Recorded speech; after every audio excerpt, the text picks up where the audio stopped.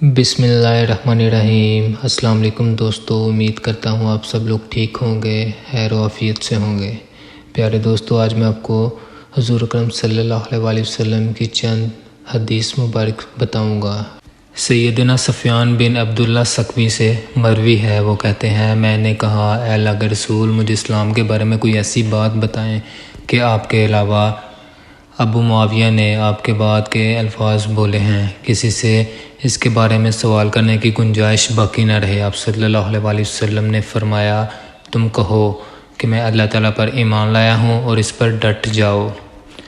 سیدنا نواس بن سمان انصاری رضی اللہ تعالیٰ عنہ سے مروی ہے کہ رسول اللہ صلی اللہ علیہ وسلم نے فرمایا اللہ تعالیٰ نے ایک مثال بیان کی ہے کہ ایک صراط مستقیم ہے، اس راستے کے دونوں طرف میں دو دیواریں ہیں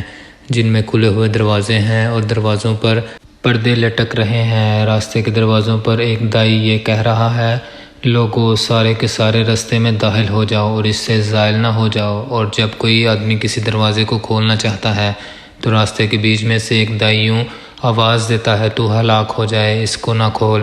اگر تو نے اس کو کھول دیا تو تو اس میں گھس جائے گا۔ اس مثال کی وضاحت یہ ہے کہ راستہ اسلام ہے اور دیواریں اللہ تعالیٰ کی حدیں ہیں اور کھلے دروازے اللہ تعالیٰ کے حرام کردہ امور ہیں، اور راستے کے سرے پر دائی اللہ تعالیٰ کی کتاب ہے، اور راستے کے بیچ والا دائی ہر مسلمان کے دل میں موجود اللہ تعالیٰ کا وعیز ہے۔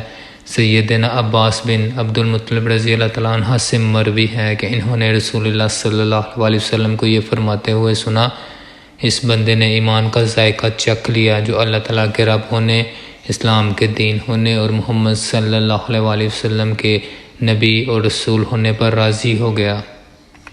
اللہ تعالیٰ ہم سب کو ان پیاری احادیث پر عمل کرنے کی توفیق عطا فرمائے، آمین ثم آمین یا رب العالمین۔ السلام علیکم ورحمۃ اللہ وبرکاتہ۔